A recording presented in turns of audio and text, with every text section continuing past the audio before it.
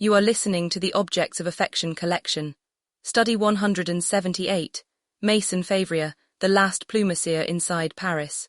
Founded in 1929, and still at the foot of Montmartre, Février survives because the Moulin Rouge bought it. The other great Paris feather house survives because Chanel did. That is the whole story of this craft. In the 1890s, Paris supported roughly 800 feather workshops employing as many as 7,000 people. By 1960, there were about 50 houses left. Today there are somewhere near 10 Plumassiers in all of France. Maison Février is one of them, and it is the one that never moved. What a plumassier actually does, plumasserie, is the working of feathers into ornament, and the word covers a set of operations that have not been mechanized because they cannot be. A feather is steamed to relax it, trimmed, heated to set a curve, and dyed. It is then attached, usually by hand, to other feathers that must agree with it in length, color, curve, and weight. None of these are standard. A feather is a grown object, so no two are identical, and every judgment in the process is a comparison the worker makes by eye and hand against the piece already built. This is why the craft is labor in the strict sense this institution means. The time is not a cost attached to the object, it is the object's only route into existence. There is no version of a feather cape that is arrived at faster. The material refuses it. It is also why the trade collapsed. When fashion stopped requiring plumes at scale in the 20th century, nothing about the work got cheaper, because nothing about it could. The house Maison Février was founded in 1929 by Monsieur and Madame Février. It sits at the foot of Montmartre, at 82 Boulevard de Clichy and 11 Rue Lepic in the 18th arrondissement, across roughly 600 square meters. Its early reputation was built on the music hall. Mistinct, the highest-paid female entertainer in the world in her day, and Josephine Baker were clients in the early 1930s, and the association with the stage rather than with couture is the fact that determined everything that came afterwards. The client list since has run in both directions: Yves Saint Laurent and Zizi Jean Mayer, and more recently Vanessa Paradis and Rita Ora, alongside supply to houses including Hermes and Louis Vuitton. The French state has recognized the house as an Entreprise du Patrimoine Vivant, a living heritage company, which is a designation rather than a subsidy. The acquisition, and the comparison that explains it in 2009, Maison Février was bought by the Moulin Rouge. Set that beside the other survivor. Maison Lemarié, founded in 1880, was bought by Chanel in 1996 through Parafection, the subsidiary Chanel built to hold specialist ateliers.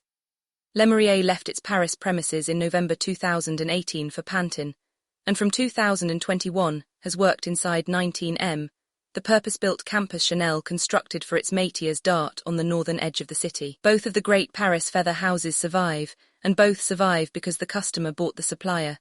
That is the finding, and it is not a heritage story. Independent plumasserie at this scale did not make it. What made it was being absorbed by a body large enough to carry the cost of the craft as an operating expense. The difference between the two acquisitions is what the buyer needed. Chanel bought capability. Parafection exists so that a couture house is never dependent on an outside workshop for embroidery, feathers, flowers, or buttons, and the ateliers it holds remain free to supply other houses.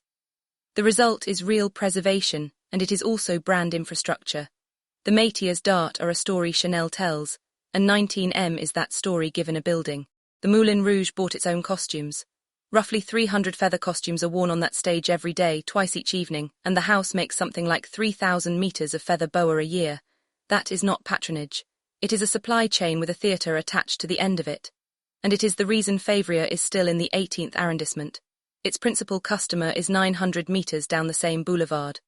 The claim, stated precisely, because the precision is the point. Février describes itself as the last feather atelier in the world located in the heart of Paris. Read quickly, that sounds like puff. Read as written, it is careful and it is checkable. Lemarié is larger and older and is not in Paris anymore. It moved to Pantin in 2018. Marcy, the third Paris name usually listed, works in high-end clothing and music hall. Independent plumassiers remain scattered across France, and Nelly Saunier, who works at the level of art rather than supply, is the best known of them. So the claim is not that Février is the only feather atelier. It is that it is the only one of its kind still inside the city, and the qualifier survives contact with the facts because the alternative moved out 7 years ago. A precise claim that holds is worth more than a grand one that does not, and this house's own copy gets that right where a great deal of luxury copy does not. What this says about post-luxury: three things, and none of them are comfortable. Craft at this level does not survive on its own terms. The romance of the independent atelier is mostly retrospective. Both survivors are subsidiaries. The question a maker faces is not whether to stay independent, but which larger body will absorb them, and what that body wants from the work. Ownership by a customer preserves the practice better than ownership by an investor would, and it is still ownership. The Moulin Rouge needs boas the way a restaurant needs a kitchen. That need is more durable than admiration, and it is also narrower. It preserves the parts of the craft the stage requires, and the state's designation does not pay wages. Entreprise du patrimoine vivant is a mark of recognition. France has also put Plumassier on a postage stamp. Recognition is not nothing, and it is not a business model. What kept the lights on was a cabaret with 300 costumes to dress twice a night. The version of this story usually told is that a rare craft was rescued by people who loved it. The more useful version is that a rare craft found a customer whose need for it was structural, and that the customer eventually bought the workshop to be sure of supply. What this study does not claim: it does not claim Février is the last Plumassier anywhere. It is not. It does not claim the Moulin Rouge purchase was charitable, or that Chanel's was cynical. Both kept a trade alive that would otherwise have thinned further, and the study takes no view on motive. And the counts of surviving houses are approximate. Published figures disagree on how many remain in Paris, partly because Lemarier's move makes the answer depend on where the city is held to end.